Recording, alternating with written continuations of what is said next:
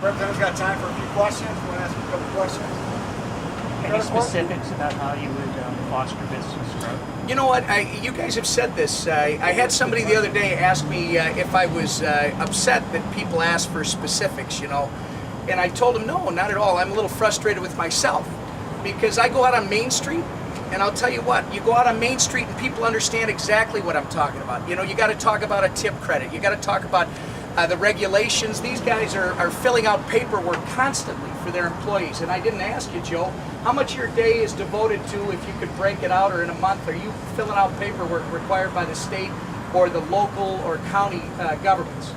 Good solid work week.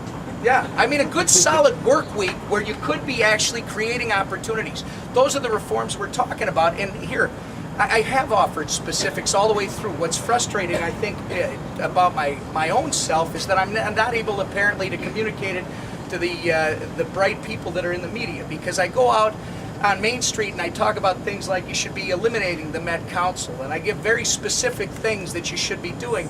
People on Main Street understand it very clearly. Joe and Kevin are living it every day. They get it when I talk to them. But apparently I've got to do a better job of explaining it to some folks in the media that when we talk about specifics, it's not about just raising taxes anymore. It's how do you make government work better for these people so that when they're calling up, they're getting the resources that they need, as opposed to, well, you got to fill out a couple extra forms and you're going to have to do it at the state, county, and local level all at the same time. We didn't even get into that. I mean, the fact that we're talking about running for governor, which comes from the state level, but you've got to deal with Ramsey County as well.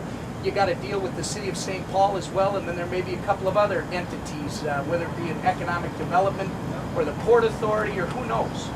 We didn't. What's that? Probably about 5 years. I don't think I caught any specifics there. Yeah, well, you did. You absolutely did. And we can talk tip credit. What would the state have to do with tip credits? That's federal law. I think you've got to give these guys the opportunity. There has to be a tip credit. These guys should be getting a tip credit for the tips that their servers are collecting on a daily basis. And how would that work? Well, we'll talk about that. I think I want to hear from them how it should work. But again, that's here's the difference. And I understand that perhaps people are used to the politicals that come down and say, this is what we're going to do. They say for you, but what they're really saying is this is what we're going to do to you. Why don't we start talking to the business owners on Main Street and say, how can government serve you better? What should government be doing? What's frustrating your ability to get things done and create more opportunity? You just heard one. You've got a full work week that is devoted to filling out paperwork for state, county, and local officials. Clearly there's a problem there. I think we're prepared to go look at what the problem is and try to fix it so that they can operate, while others would prefer just to say we need more revenue. Mr. Emmer? Is there somebody from the press that's got a question? I consider myself a journalist also. You were talking in there with him about the way he files his taxes, about the S corp. Is this the type of business that you're trying to highlight, suggesting that some of these tax proposals aren't going to hit the intended class? Yeah, Brian, you are absolutely right. I mean, if you think about, he's asking about the S corps. If you're, because I was asking questions about how this business is formed. You've got 80%, I think, of the people in Minnesota work for companies that have less than 200 employees. I think this business would fall into that category. You've got people out there that are saying we've got to raise taxes on the quote-unquote wealthy, but they don't have any concept of what that means when you're talking about a closely held corporation.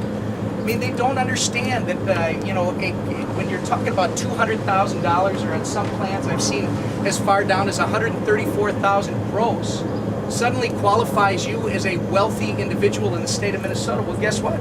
I think Kevin and Joe would tell you, you start putting taxes and you qualify this business, this closely held business, as wealthy, when they're pumping everything they've got back into the business. When I asked Joe, how many days do you get off? He says, well, I might get Sundays off.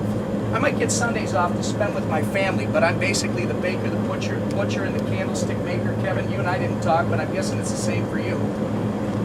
I don't think the policymakers that are proposing these things, if they truly believe in them, I don't think they understand the ramifications when you throw that pebble into this pond where those ripples are going to go.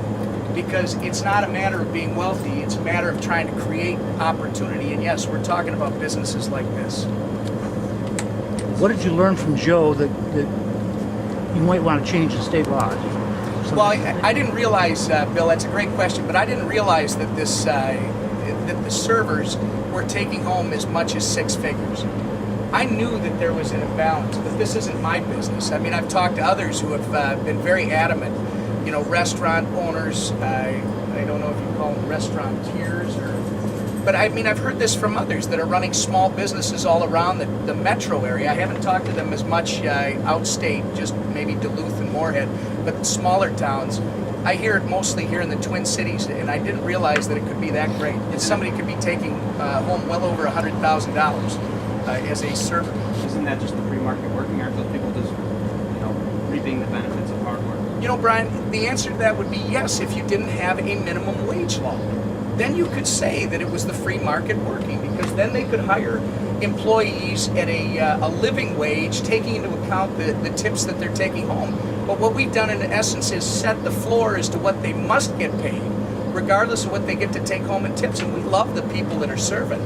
But you know, when you could kill the goose that lays the golden egg, which is the owner of the business, they're going to end up suffering as well. I mean, if these guys can't continue to operate, then they can't continue to take advantage of the opportunity.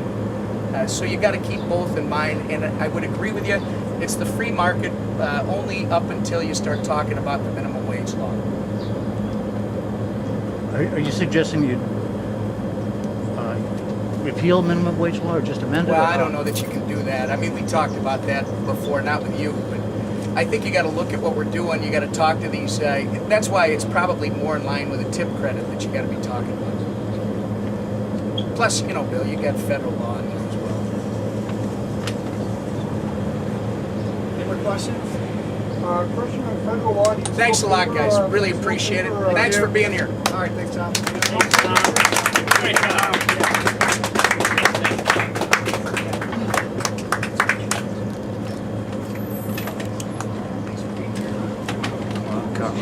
Oh, pretty bad there at the end. What are we going to do when it gets the high humidity? Oh, I'm gonna be in the air conditioning. That's what I'm gonna do. Well, I go into here now and it's like freezing. Yeah. Acclimated myself to whatever.